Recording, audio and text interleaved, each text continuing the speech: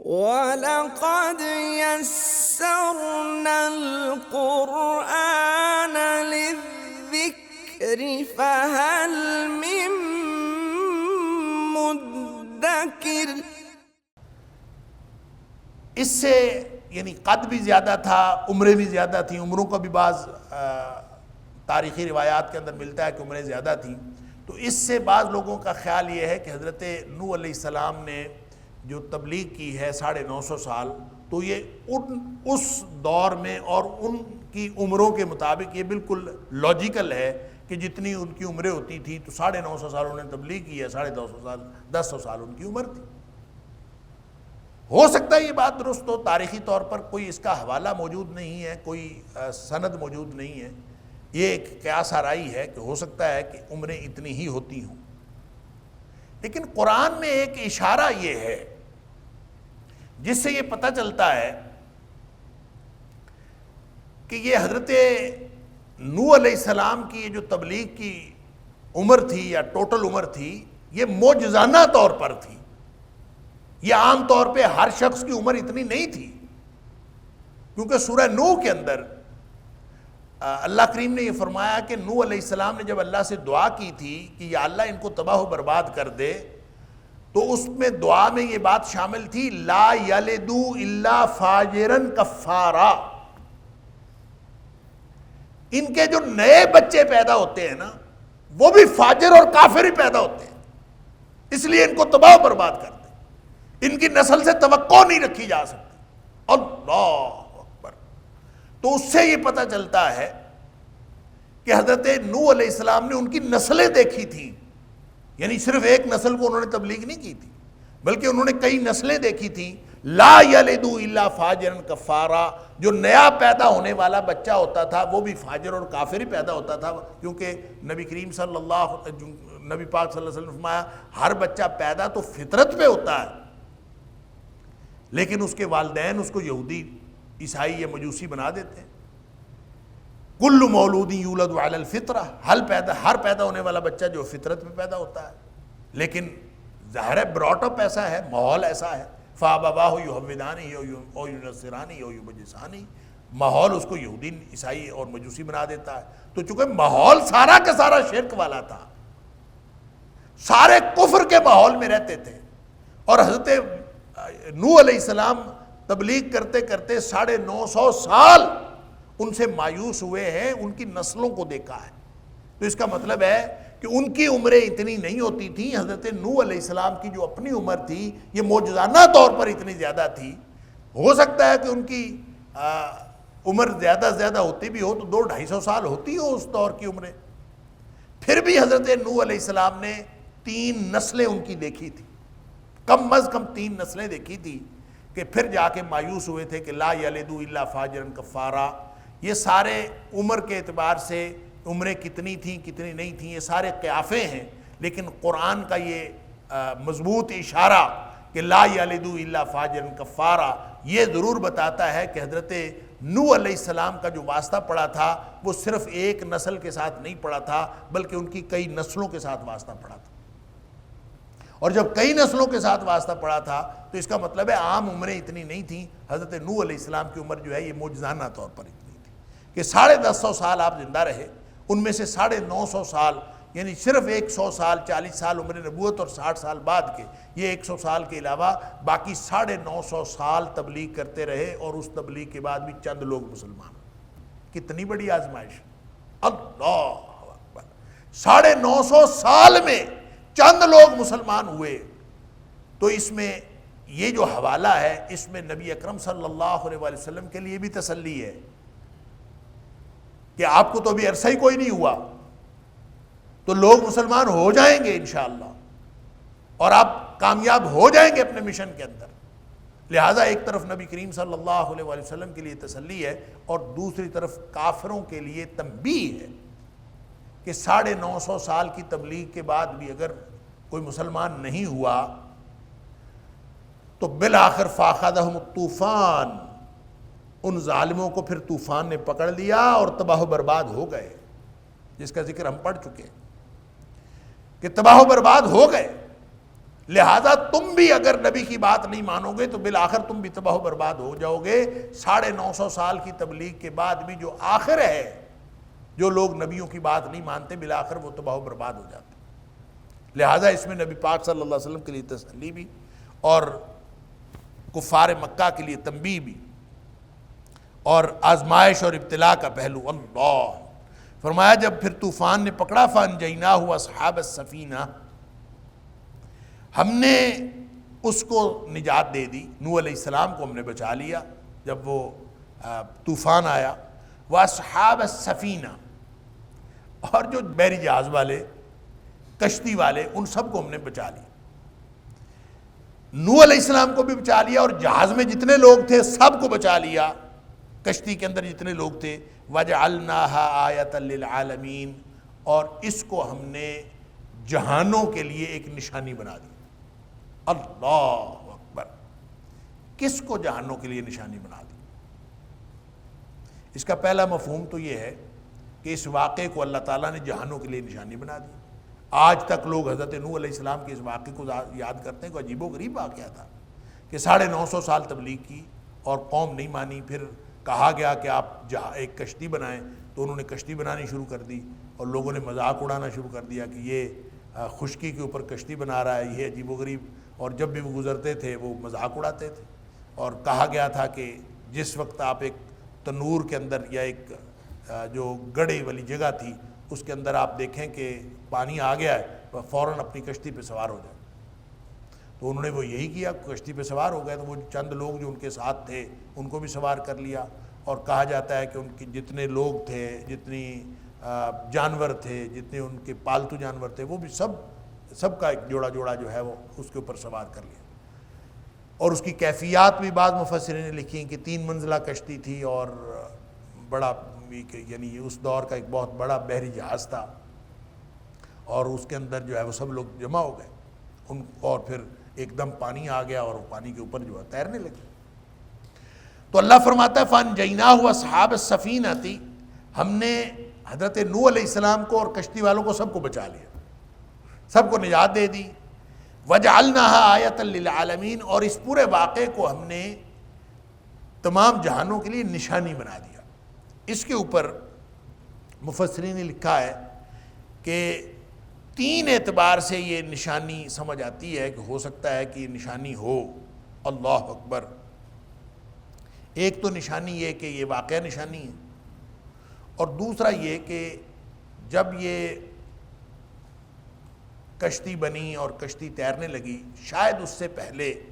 کشتی کے اندر سفر کرنے کا اور کشتی کے اندر اپنے آپ کو طوفان سے یا پانی سے بچانے کا طریقہ کار دنیا میں موجود نہیں تھا،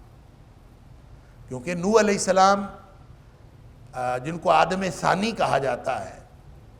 وہ پہلے رسول ہیں جنہوں نے دنیا میں آ کے لوگوں کو تبلیغ کی، اور لوگ نہیں مانے تو پھر 950 سال تبلیغ کی، تو اس کے بعد جب وہ نہیں مانے تو اس کے بعد عذاب آ گیا، اور طوفان کے اندر آپ نے کشتی کے اندر سواری کی، اور کشتی کے اندر سوار ہونا ایک ایسی نشانی تھی کہ اس کے بعد لوگوں نے کشتی میں سوار ہونے کو طریقہ بنا لیا۔ یعنی کشتی اٹ سیلف ایک طریقہ تھا، یعنی کشتی کا طریقہ، کشتی میں سوار ہونے کا طریقہ اور سمندر اور لہروں سے بچنے کا جو طریقہ ہے، اس کو اللہ کریم نے نشانی بنایا۔ اور اس کا ذکر اللہ تعالیٰ نے سورہ یاسین کے اندر بھی فرمایا ہے کہ وَآیَةٌ لَهُمْ أَنَّا حَمَلْنَا ذُرِّيَّتَهُمْ فِي الْفُلْكِ الْمَشْحُونِ، ان کی ایک نشانی یہ ہے کہ ہم نے ان کو بھری ہوئی کشتی میں اٹھا لیا۔ اللہ اکبر۔ یعنی وہاں سے یہ طریقہ بنا لیا کہ آئندہ ہم کشتی کے اوپر سوار ہوا کریں گے، یہ طریقہ وہاں سے پتہ چلا۔ وَإِن نَّشَاءْ نُغْرِقْهُمْ فَلَا صَرِيخَ لَهُمْ وَلَا هُمْ يُنْقَذُونَ، اگر ہم چاہیں تو ہم ان کو ڈبو دیں، کشتی تیر رہی ہوتی ہے نا، تو اللہ چاہے تو اللہ تعالیٰ ڈبو دے۔ اللہ اکبر۔ اور پھر ان کا کوئی مددگار نہ ہو اور نہ ان کو کوئی بچانے والا ہو، إِلَّا رَحْمَةً مِنَّا وَمَتَاعًا إِلَىٰ حِينٍ۔ اللہ اکبر۔ سوائے اس کے کہ ہماری طرف سے کوئی رحمت آئے، اور کوئی ایک، چونکہ ہم نے ایک خاص مدت تک کے لیے تمہیں زندہ رکھنا ہے، اس لیے یہ کشتی چلتی ہے۔ تو گویا کشتی کا جو طریقہ ہے یہ بھی ایک نشانی بن گئی قیامت تک کے لیے لوگ جو ہے اس سے فائدہ اٹھاتے ہیں۔ اور شاہ عبد القادر محدث دہلوی علیہ الرحمہ وہ کہتے ہیں کہ جو ہجرت حبشہ ہوئی تھی نا، وہ مسلمان کشتی میں سوار ہو کے گئے تھے، اور گویا انہوں نے اسی نشانی کو جو حضرت نوح علیہ السلام کی کشتی کی نشانی تھی، اس کشتی کو نشانی کو بطور طریقہ اپنایا تھا، ایک سفر کا موڑ کے طور پر اپنایا تھا، اس لیے وہ سفر کر کے وہ ہجرت حبشہ کی اور حبشہ پہنچ گئے۔ گویا یہ ہے نشانی جو اللہ تعالیٰ نے تمام دنیا کے لیے بنا دی۔ اور آج آپ دیکھتے ہیں کہ دنیا میں کتنے بحری جہاز چلتے ہیں، دنیا کا سب سے زیادہ جو مال برداری کا جو کام ہے وہ بحری جہازوں کے ذریعے سے ہوتا ہے، اور یہ اللہ تعالیٰ نے نشانی بنائی ہوئی ہے۔ وَآیَةٌ لَّهُمْ أَنَّا حَمَلْنَا ذُرِّيَّتَهُمْ فِي الْفُلْكِ مَشْحُونٍ، ہم نے ان کی اولادوں کو، ان سب کو ایک بھری ہوئی کشتی میں بنا کے ایک نشانی بنا دی۔ اور ایک تیسرا مفہوم اس کا یہ ہے کہ وہ کشتی جو حضرت نوح علیہ السلام کی کشتی تھی وہ خود نشان عبرت بن گئی۔ اللہ تعالیٰ فرماتا ہے وَحَمَلْنَاهُ عَلَى ذَاتِ أَلْوَاحٍ وَدُسُرٍ، سورہ قمر کے اندر، کہ میخوں اور تختوں کے ساتھ بنی ہوئی کشتی جو تھی اس کے اندر ہم نے اس کو اٹھایا۔ تجری بِأَعْیُنِنَا جزاء لمن کان کفر، جس کی نافرمانی کی گئی تھی اس کو بدلے کے طور پر ہم نے یہ دی، اور وہ ہمارے آنکھوں کے سامنے وہ پانی کے اوپر چلتی تھی۔ وَلَقَدْ تَرَكْنَاهَا آیَةً فَهَلْ مِن مُدَّکِرٍ، اس کشتی کو ہم نے نشانی بنایا۔ وہ جو جودی پہاڑ کے اوپر اب لوگ ڈھونڈتے پھرتے ہیں کہ جودی پہاڑ کہاں ہیں، اور پوری دنیا میں مہمات نکلتی ہیں کہ ہم نے وہ جودی پہاڑ دیکھنا ہے، اور حضرت نوح علیہ السلام والی کشتی دیکھنی ہے، وہ کہاں لگی تھی اور وہ کہاں ہے، کس طرح کی ہے۔ لوگ جاتے ہیں مختلف قسم کی وہاں سے معلومات اکٹھی کرتے ہیں، معلومات اکٹھی کر کے پوری دنیا میں پھیلاتے ہیں۔ تو یہ آج تک اللہ تعالیٰ نے اس کشتی کو نشانی بنا دیا۔ لہٰذا یہ تیسرا مفہوم اس کا یہ ہے کہ یہ نشانی وہ اسپیسیفک کشتی جو حضرت نوح علیہ السلام کی کشتی تھی وہ آج تک نشانی ہے، بلکہ قیامت تک کے لیے نشانی۔ تینوں مفہوم بیک وقت درست ہیں، واللہ عالم۔ لیکن اللہ فرماتا ہے کہ فَانْجَيْنَاهُ وَأَصْحَابَ السَّفِينَةِ، ہم نے نوح علیہ السلام کو نجات دی۔ آزمائشیں تو کتنی آئیں، لیکن جتنی لمبی آزمائش ہو بالآخر نجات ملتی ہے۔ یہ ہے اس میں جو امید کا پہلو ہے۔ فَانْجَيْنَاهُ وَأَصْحَابَ السَّفِينَةِ، کشتی والوں کو اور حضرت نوح علیہ السلام کو ہم نے نجات دی۔ وَجَعَلْنَاهَا آیَةً لِّلْعَالَمِينَ، اور تمام جہانوں کے لیے اس کشتی کو یا اس واقعے کو ہم نے نشانی بنا دی۔ إن هذا القرآن يهدي للتي هي أقوم ويبشر المؤمنين الذين يعملون الصالحات أن لهم أجرا كبيرا وَلَقَدْ يَسَّرْنَا الْقُرْآنَ لِلذِّكْرِ فَهَلْ مِن مُدَّكِرٍ۔ السلام علیکم ورحمۃ اللہ وبرکاتہ۔ الحمد للہ وکفا وسلام علی عبادہ الذین اصطفیٰ، اشہد ان لا الہ الا اللہ وحدہ لا شریک لہ واشہد ان محمدا عبدہ ورسولہ صلی اللہ علیہ وآلہ وسلم۔ اللہم صل علی محمد وعلی آل محمد کما صلیت علی ابراہیم وعلی آل ابراہیم انک حمید مجید۔ اللہم بارک علی محمد وعلی آل محمد کما بارکت علی ابراہیم وعلی آل ابراہیم انک حمید مجید۔ اما بعد فاعوذ باللہ السمیع العلیم من الشیطان الرجیم من حمدہ ونفخہ ونفثہ۔ بسم اللہ الرحمن الرحیم۔ وقال الذين كفروا للذين آمنوا اتبعوا سبيلنا ولنحمل خطاياكم وما هم بحاملین من خطایاهم من شیء انہم لکاذبون، اور کہا ان لوگوں نے جو کافر ہوئے ان لوگوں سے جو ایمان لائے، اتبعوا سبیلنا، تم ہمارے رستے کی پیروی کرو، ولنحمل خطایاکم، اور ہم لازماً اٹھا لیں گے تمہاری خطائیں، تمہارے گناہ ہم اٹھا لیں گے، وما هم بحاملین من خطایاهم من شیء، حالانکہ نہیں ہیں وہ اٹھانے والے ان کی خطاؤں میں سے کچھ بھی، انہم لکاذبون، بے شک وہ جھوٹ بولنے والے لوگ ہیں، جھوٹے لوگ ہیں۔ آیت نمبر 12 سورۃ العنکبوت، یہاں سے آج کے سبق کا آغاز اللہ کی توفیق سے ہو رہا ہے، اور یہ جو پہلی 13 آیات ہیں اس کے بارے میں پہلے یہ بات میں عرض کر چکا ہوں کہ ان میں اس انجام کا مختصر تذکرہ کر دیا گیا ہے جو آزمائش میں فیل ہونے والے یا آزمائش میں پاس ہونے والے، ان دونوں کا کیا انجام ہوگا اس کا مختصر تذکرہ کر دیا گیا، کیونکہ سورۃ العنکبوت کا جو بنیادی موضوع ہے وہ آزمائش، ابتلا ہے، امتحان، اور کامیابی جو ہے امتحان کے بعد ملتی ہے۔ تو دو قسم کا دباؤ جب بھی کوئی شخص دین کی راہ پر چلتا ہے تو ہو نہیں سکتا کہ اس کے اوپر آزمائش نہ آئے، جیسا سورہ عنکبوت کی ہی آیت نمبر 2 کے اندر فرما دیا، احسب الناس ان یترکوا ان یقولوا آمنا وهم لا یفتنون، یہ کیسے ممکن ہے؟ لوگوں نے کیا یہ گمان کر رکھا ہے کہ وہ چھوڑ دیے جائیں گے جب وہ یہ کہیں کہ ہم ایمان لائے ہیں، وہم لا یفتنون، یہ کیسے ہو سکتا ہے کہ ان کی پھر آزمائش نہ کی جائے، وہ آزمائے نہ جائیں؟ لہٰذا آزمائش تو لازماً آنی ہے، اور اس آزمائش میں دو طرح کے جو خاص طور پر بوجھ یا دو طرح کے دباؤ انسان کے اوپر پڑتے ہیں، جس کا فوری طور پر انسان کے پاس کوئی حل نہیں ہوتا۔ ایک تو والدین ہیں جو انسان کو اخلاقی طور پر اس قدر شدید دباؤ رکھتے ہیں کہ انسان اس کا مقابلہ نہیں کر سکتا بالعموم، اور دوسرے حکمران جو ہیں وہ سیاسی طور پر چونکہ غلبہ رکھتے ہیں، قانون ان کے ہاتھ میں ہوتا ہے، قانون کی چھڑی ان کے ہاتھ میں ہوتی ہے، جو سردار ہوتے ہیں، جو اس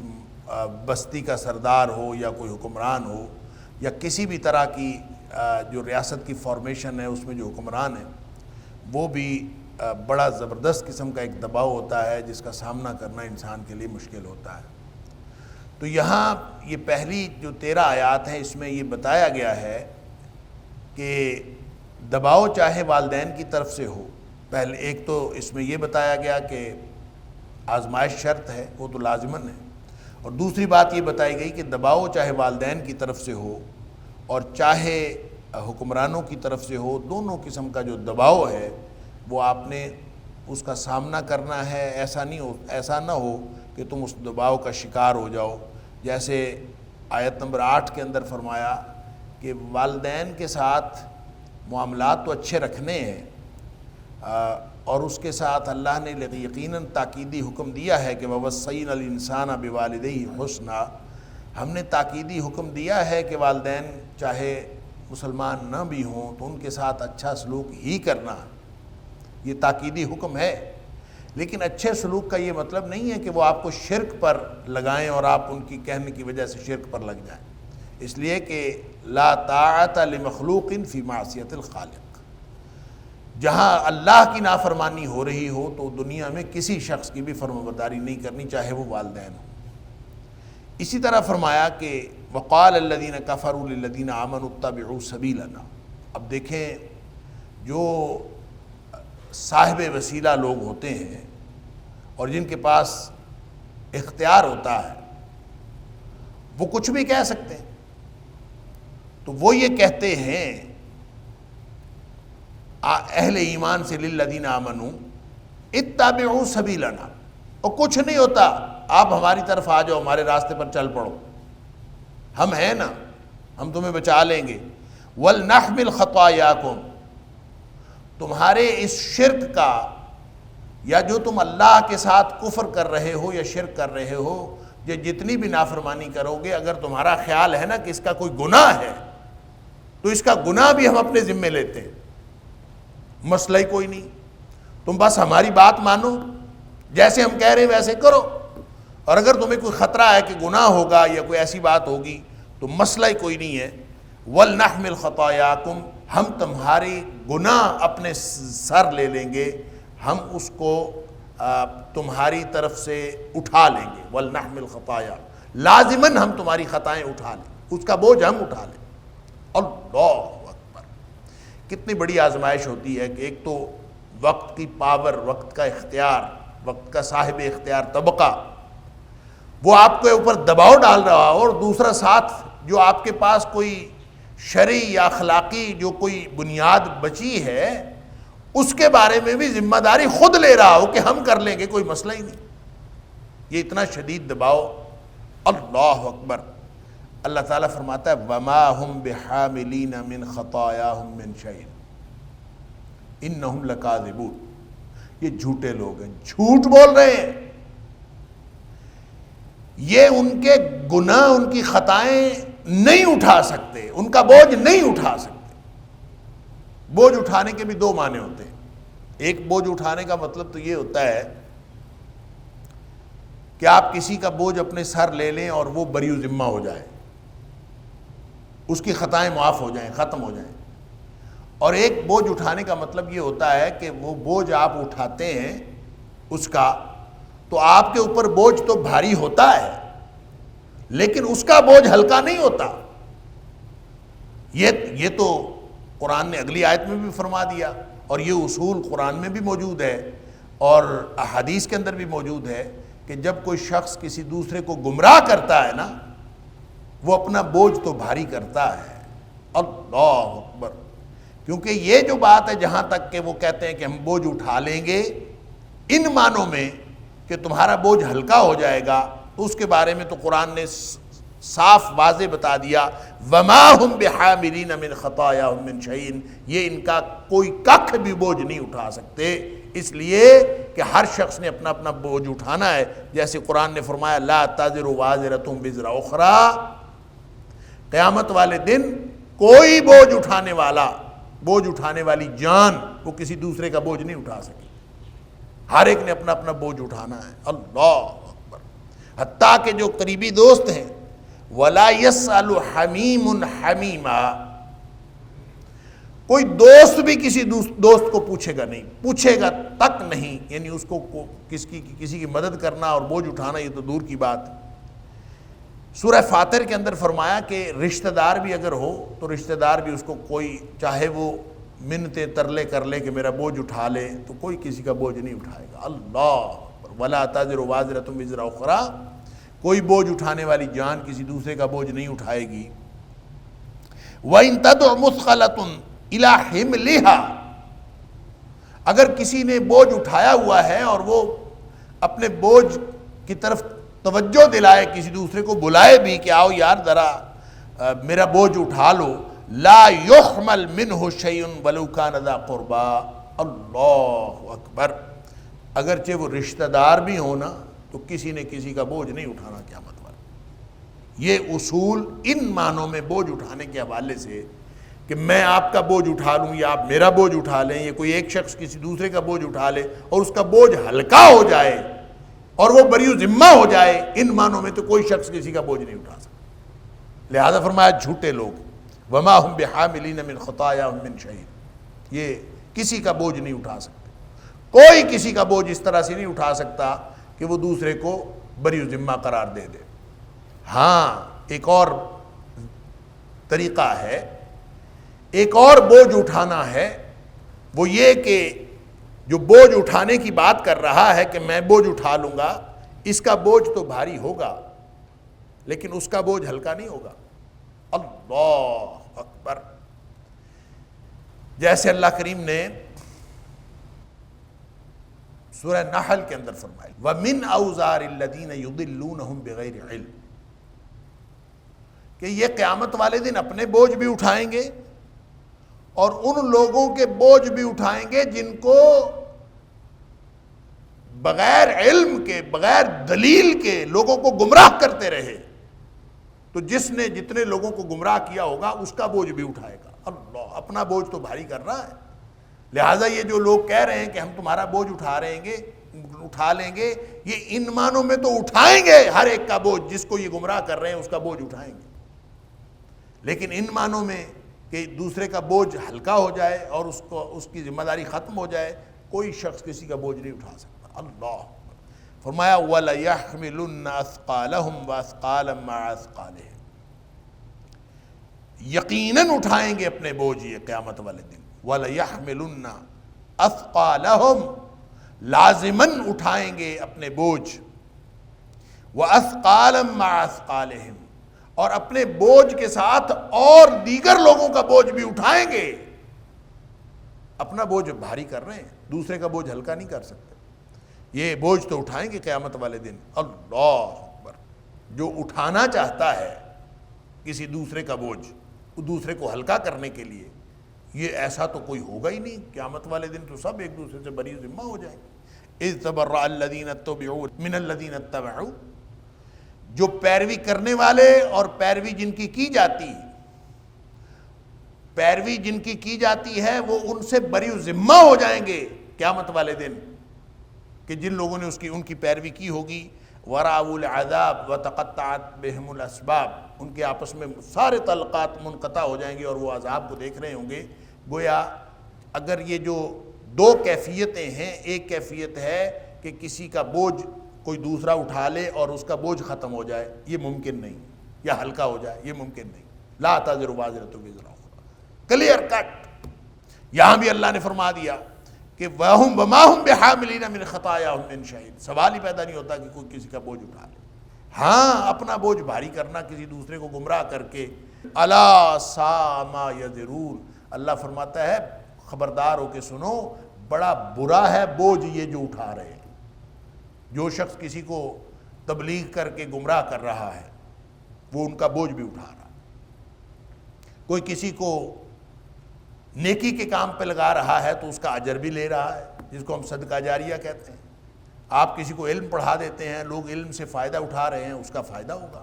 اللہ تعالیٰ نے قانون یہ بنایا ہے۔ اللہ من دعا الی ہدن، کسی نے اگر کسی کو ہدایت کے راستے کی طرف بلایا، اللہ اکبر، کان لہ من الاجر، اس کو اجر ملے گا مثل اجور من تبعہ، جس شخص نے اس کی پیروی کی، اس نے تو بلایا ہی تھا، اس نے تو دعوت ہی دی تھی، تو دعوت دینے پر جس نے بھی اس کی پیروی کی ہوگی، اللہ تعالیٰ ان سب کے اجر میں سے اس کو بھی اجر عطا کرے۔ لا ينقص ذلك من اجورہم شیئا، اور یہ بات ان کے جن کے اپنے اجر ہیں، جنہوں نے نیکی کی ہے، ان کے اجر میں سے کچھ کمی کیے بغیر اس کو ملے گا۔ یہ اللہ تعالیٰ نے قانون یہ بنایا ہوا ہے، کسی کی نیکی بڑھتی ہے، کسی دوسرے کا بوجھ ہلکا نہیں ہوتا، نہ کسی کا اجر کم ہوتا۔ لہذا جس نے من دعا الی ہدن، کسی نے اگر ہدایت کے کسی راستے کی طرف بلایا، کان لہ من الاجر مثل اجور من تابعہ، تو اس کے پاس اس کو اجر ملے گا اتنا اجر جس نے بھی قیامت تک اس کی بات پر پیروی، اس کی بات مان کے پیروی کی، ان سب کا اجر اس شخص کو ملے گا۔ لا ينقص ذلك من اجورہم شیئا، لیکن اس سے ان سب لوگوں کا جن لوگوں نے پیروی کی ہے ان کا کسی کا اجر کم نہیں ہوگا۔ وَلَقَدْ يَسَّرْنَا الْقُرْآنَ لِلذِّكْرِ فَهَلْ مِن مُدَّكِرٍ وَلَقَدْ يَسَّرْنَا الْقُرْآنَ لِلذِّكْرِ فَهَلْ مِن مُدَّكِرٍ۔ اسی طرح فرمایا من دعا الی ضلالہ،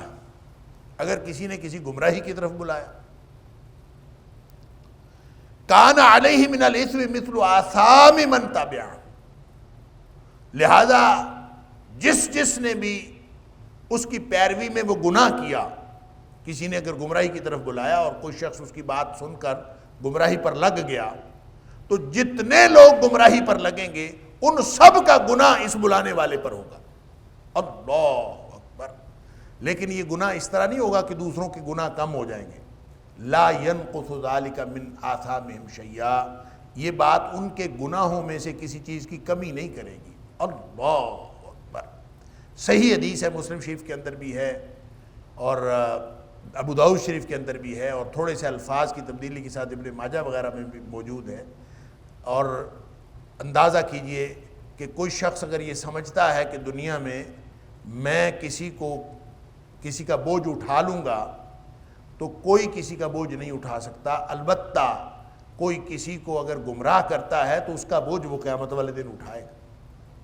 لہذا لا تازر وازرۃ وزر اخری کے اندر یہ استثناء ہے، جن لوگوں کو بغیر کسی دلیل کے گمراہ کرتے رہے ان کا بوجھ بھی گمراہ کرنے والوں کو قیامت والے دن اٹھانا پڑے گا۔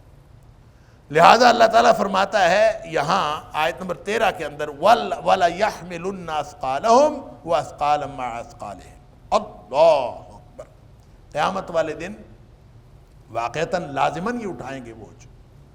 اب یہ جو ایک کام کسی نے کیا ہوتا ہے، اس کے بعد دنیا کرتی رہتی ہے اس طرح کے کام، تو وہ جو گناہ ہے وہ اس کے اوپر بھی چڑھتا رہتا ہے، وہ گناہ اس کا زیادہ ہوتا رہتا ہے، کسی دوسرے کا گناہ کم نہیں ہوتا۔ جیسے نبی کریم صلی اللہ علیہ وسلم نے فرمایا، بخاری شریف کی حدیث ہے کہ دنیا میں جو بھی کوئی ظلم کے ساتھ قتل ہوتا ہے، لا تقتل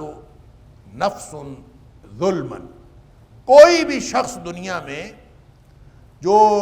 ظلم کے ساتھ قتل ہوتا ہے اس کا گناہ جو ہے الا کان علی ابن آدم الاول کفل منہا، اللہ اکبر۔ وہ جو پہلا قتل ہوا تھا نا دنیا میں، روئے زمین پہ جو پہلا قتل ہوا تھا، وہ جو آدم علیہ السلام کے جس بیٹے نے سب سے پہلا قتل کیا تھا، اس کو بھی اس کا حصہ ملتا ہے جو کوئی بھی دنیا میں ظلم کے ساتھ قتل کرتا ہے۔ اللہ اکبر۔ اس کو کیوں ملتا ہے بھائی؟ یعنی وہ جو ہم سورہ مائدہ میں پڑھ آئے ہیں کہ آدم علیہ السلام کے دو بیٹوں نے قربانی کی تھی، ایک کی قربانی قبول ہو گئی، ایک کی قربانی قبول نہیں ہوئی، تو جس کی قربانی قبول نہیں ہوئی اس نے دوسرے کو قتل کر دیا، بحث تکرار ہوئی، بلاخر قتل کر دیا۔ وہ جس نے قتل کیا ہے، نبی کریم صلی اللہ علیہ وسلم فرماتے ہیں لا تقتل نفس ظلما الا کان علی ابن آدم الاول کفل من دمہا، اس کے خون کا ایک حصہ اس کو بھی ملتا ہے۔ اللہ اکبر۔ کیوں ملتا ہے؟ لأنہ اول من سن القتل، اس لیے کہ سب سے پہلے قتل کا طریقہ اس نے ایجاد کیا، قتل کا طریقہ تو چونکہ اس نے ایجاد کیا، سب سے پہلا قتل اس نے کیا، لہذا دنیا میں جو کوئی بھی قتل ہوتا ہے ظلم کے ساتھ تو اس کا گناہ جو ہے وہ کچھ نہ کچھ حصہ اس کو ضرور ملتا ہے، اس لیے لأنہ اول من سن القتل، اس نے یہ طریقہ ایجاد کیا تھا۔ اندازہ کیجئے، لہذا بوجھ جس نے بڑھانا ہے بڑھا لے، جو کہتا ہے میں تیرے گناہ اٹھا لوں گا تو وہ اس نے اپنا بوجھ بڑھانا ہے بڑھا لے، لیکن کسی دوسرے کا بوجھ وہ کم نہیں کر سکتا، ہلکا نہیں کر سکتا۔ وَلَيُسْأَلُنَّ يَوْمَ الْقِيَامَةِ عَمَّا كَانُوا يَفْتَرُونَ،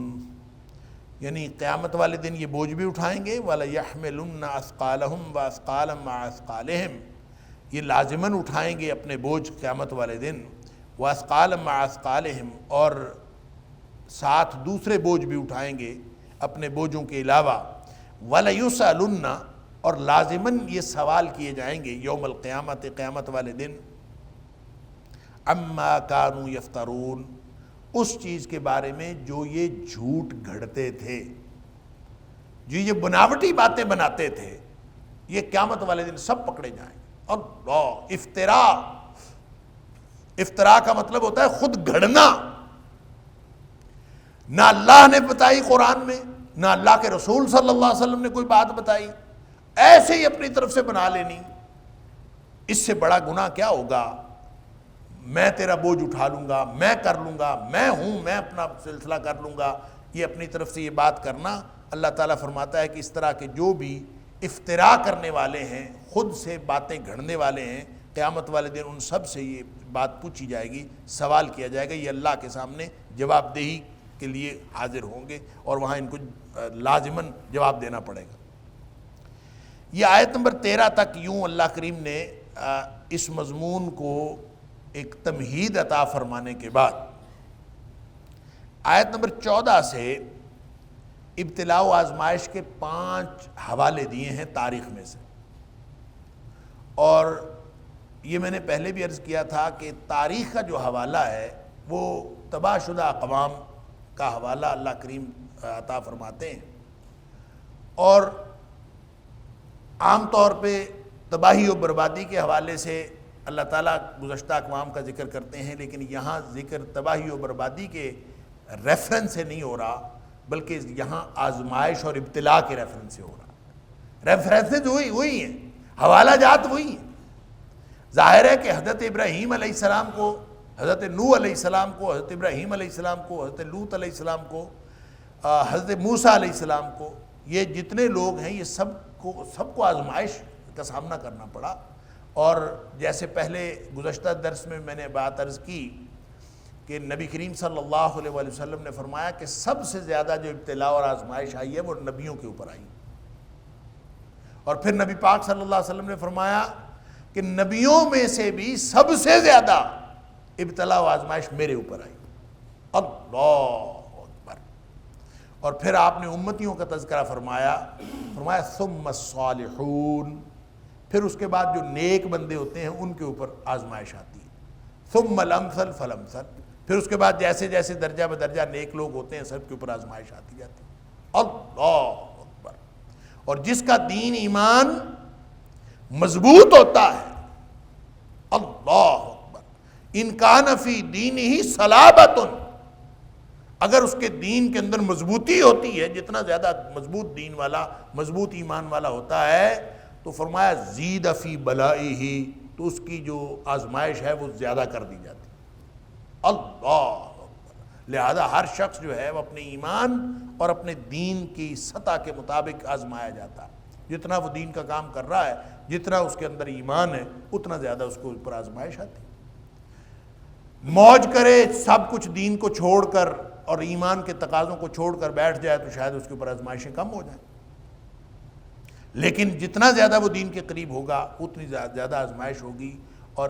وَإِن كَانَ فِي دِينِهِ رِقَّةٌ، اگر اس کے دین کے اندر کمزوری ہو تو فرمایا خُفِّفَ عَنْ بَلَائِهِ، تو اس کے آزمائش کے اندر تخفیف کر دیا۔ اس لیے جس کو جتنی آزمائش آتی ہے وہ صبر کرے اور شکر کرے کہ اللہ تعالیٰ نے مجھے دین عطا فرمایا ہے اور میرے دین کی سطح کے مطابق مجھے آزمایا جا رہا ہے۔ اللہ تعالیٰ ہر قسم کی آزمائش سے محفوظ فرمائے اور کسی بھی ہر طرح کی آزمائش میں پاس ہونے اور اس میں کامیاب ہونے کی توفیق عطا فرمائے۔ آزمائش تو آزمائش ہوتی ہے، بندہ پھنس جاتا ہے اس میں، تو اللہ تعالیٰ کسی بھی آزمائش میں اس طرح نہ ڈالے کہ ہم ناکام ہو جائیں۔ اللہ تعالیٰ آزمائش میں ڈالے تو اس آزمائش میں کامیابی کی توفیق بھی عطا فرمائے۔ لیکن چونکہ انبیاء کو آزمائشیں آئیں اور نبی کریم صلی اللہ علیہ وآلہ وسلم خود آزمائش میں تھے اور یہ آزمائش کا دور تھا، اور بتایا جا رہا ہے کہ ایسے ہو نہیں سکتا، لوگوں نے یہ کیسے گمان کر لیا کہ وہ کہیں گے کہ ہم ایمان لائے اور ان کی آزمائش نہیں کی جائے گی، تو آزمائش تو ہوگی۔ لہٰذا یہاں تاریخ کا جو حوالہ ہے وہ آزمائش کے حوالے سے دیا ہے، اور سب سے پہلا نوح علیہ السلام کا ذکر کیا اور فرمایا کہ وَلَقَدْ أَرْسَلْنَا نُوحًا إِلَىٰ قَوْمِهِ فَلَبِثَ فِيهِمْ أَلْفَ سَنَةٍ إِلَّا 50 عاما۔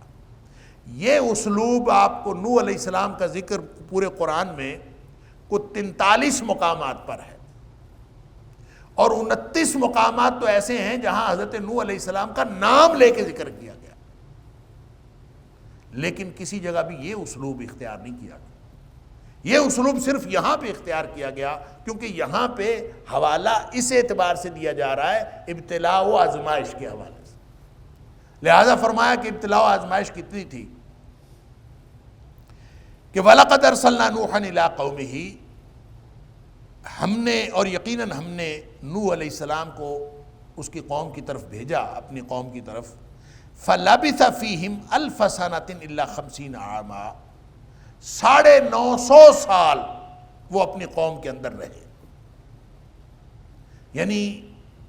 یہ 950 سال وہ ہیں جو اپنی قوم کے اندر تبلیغ کرتے رہے، اتنا لمبا عرصہ۔ فَلَبِثَ فِيهِمْ، رہے ان کے درمیان، الف سنۃ، 1000 سال، الا 50 عاما، مگر 50، یعنی 50 کم 1000 سال رہے، 950 سال تو حضرت نوح علیہ السلام نے تبلیغ کی۔ اب اندازہ کیجئے کہ جو شخص 950 سال تبلیغ کرتا ہے اور اس کے بعد بھی چند لوگ مسلمان ہوئے، چند لوگ، بعض لوگوں نے لکھا ہے 80 لوگ مسلمان، بعض نے لکھا ہے صرف 59 لوگ مسلمان، جتنے بھی ہوئے 950 سال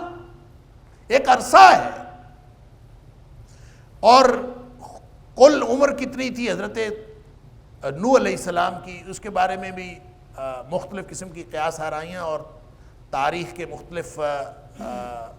آراء موجود ہیں، لیکن صحیح رائے کوئی نہیں ہے،